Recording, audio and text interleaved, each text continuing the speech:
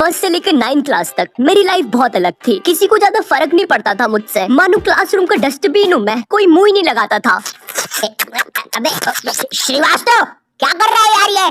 माँ बाप ने बस कचरा खाने ही सिखाया क्या? मुंह क्यों लगा रहा है मुझे? बचपन में ऑप्स बेड्स के नाम पर लड़ाइयाँ करना। तूने मेरा बच्चा मार दिया। वो बारबी की नेम चेट को स्टिकर की तरह सर पे लगा लेना। मेरा तो एक यूट्यूब चैनल भी था, अजीब सी वाइन्स बनाता था मैं उस पे। मुन्नू, तू एक घोड़ा है। नुन्नू जो बोलता है वही होता है। मुन्नू ऐसा कुछ नहीं। हम सब्सक्राइब करें मुन्नू नुन्नू की वाइन्स। मैं कहीं पर भी वाइन्स बनाने लग जाता था, भले फिर बैकग्राउंड में किसी की दादी मर रखी हो। सारी जायदाद मेरी। उसके दूसरे दिन ये बंदा भी मेरी वीडियो पे कमेंट कर रहा होता है, भाई full haha video, thank you मेरी दादी के साथ कोलैबोरेशन करने के लिए। ओम नमः शिवाय। जिसकी दादी मरी है वो ये इस कमेंट को लाइक करो। जिंदगी बहुत मस्त चल रही होती है, लेकिन फिर 10th क्लास आ जाती है। 10वीं कक्षा, नो दोस्ती यारी, ओनली पढ़ाई। 10th क्लास के टाइम पर तुम्हारे मम्मी पापा को भी एकदम से याद आता है, अरे हमारा तो बच्चा भी है। अरे हाँ, किधर रखा है उसे? लास्ट टाइम तो कबर्ड में रखा था, भाग गया। 10th क्लास में ना तुम्हारे मम्मी पापा तुम्हारे पास आते हैं, इधर तुम तुम्हारे रूम में अजीब से काम कर रहे होते हो। ओहो हो साइंटिस्ट। हाँ ओहो हो साइंटिस्ट। पीछे से तुम्हारे मम्मी पापा आते हैं, पूची पूची पूची पूची पूई। हाँ मुझे पता है, मम्मी पापा के चलने की आवाज ऐसी नहीं होती। 10th क्लास में मेरे पापा भी मेरे पास आए थे। उन्होंने मेरे कंधे पर हाथ रखा, मेरी आंखों में आंखें डाल के देखा और कहा, ये सर पे बारबी की नेम चिट लगाना बंद कर। और 10th क्लास आ गई है, पढ़ाई कर लेना चुपचाप। हाँ? अब तो और अच्छा लग रहा हूँ। हगी मारू, लकी मैन, ककाशी सेंसेई। पढ़ ले चुपचाप। वैसे ये कर कैसे रहा था ऐसे? मेरा तो हो ही नहीं रहा। 10th क्लास से तुम पर एक पढ़ाई का बोझ आने लगता है, जिसके कारण तुम्हें अपनी हॉबीज, कलाकारी, संस्कृति छोड़नी पड़ती है।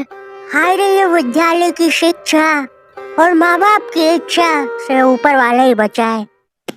रिलेटेबल। तुम्हें अपने टैलेंट और हॉबी को दफना कर आगे बढ़ना पड़ता है, और उस समय तुम कुछ कर भी नहीं सकते, क्योंकि अगर तुम अपने मम्मी पापा को बोलोगे कि तुम्हें अपनी हॉबी पे करियर बनाना है, तो तुम्हारी बात हवा में उड़ा दी जाएगी। मजाक नहीं है, ये सच में उड़ा देंगे।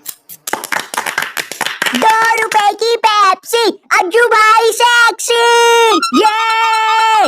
ये अरे बेवकूफ, अज्जू नेता का कचौड़ी समारोह यहाँ नहीं हो रहा है, एक गली छोड़ के। अच्छा, तभी तो बोलूं इधर इतने सारे छपरी लोग क्यों आए हैं। 2 रुपए की पेप्सी, अज्जू भाई सेक्सी।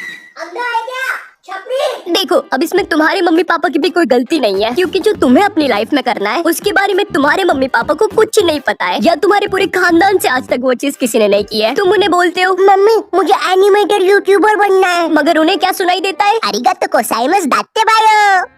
है? माँ बाप को समझाना बहुत मुश्किल होता है, पता है, क्योंकि इनको बस 2-3 करियर के बारे में ही पता होता है। और क्या तुम प्लीज अपना ये बाजा बजाना बंद करोगे? Thank you. अगर तुम इन करियर में से कुछ नहीं बन रहे हो, तो तुम्हारे मम्मी पापा के हिसाब से तुम पक्का कोई क्रिमिनल या तो मैक्सिको के ड्रग डीलर बन रहे हो। Como te llamamos, amigo? Ariste porte, mamma mia।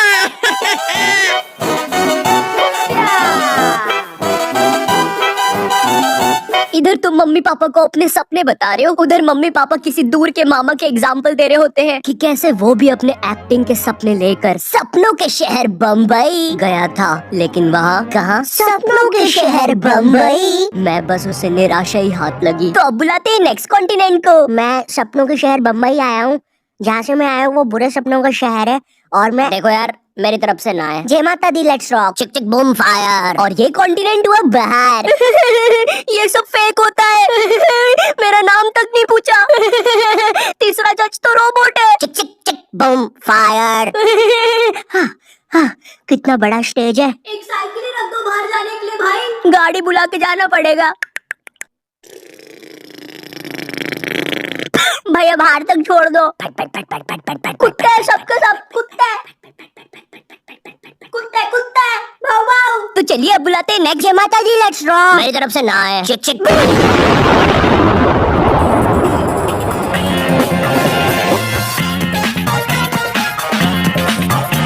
तो अब मैं अपने बारे में बताता हूँ। तो नॉट यू टाइप जी।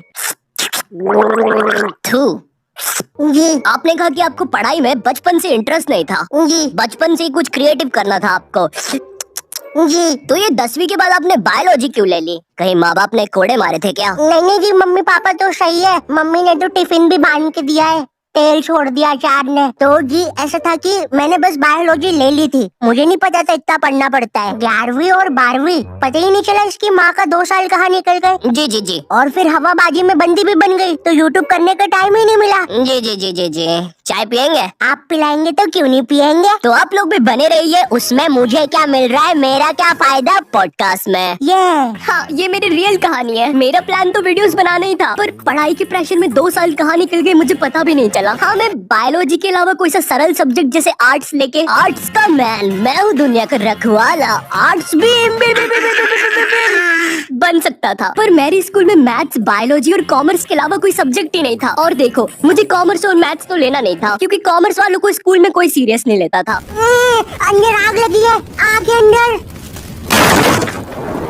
अच्छा तो ये लो पानी। अरे अरे क्या कर रहे हो? सच बोल रहा हूँ, बंटी और रोहन ने आग लगाई है। चल बंटी कमाल, पाद के मचाते धमाल। भाई तुझे कितनी बार बोला है, मुझे वो डायलॉग पसंद नहीं। अपन को हिचकी आया रे, लगता है अपन को भी कोई याद कर रहा है। भाई पक्का रवि ने चुगली लगाई होगी। हाँ, यही थे मेरे कॉमर्स वाले। वैसे ये मोटा पाद के आग फैलाने वाला था, यही था इसके धमाल का मतलब। मेरे स्कूल में बैन है ये दोनों, शायद भारत की सभी स्कूलों में बैन होंगे।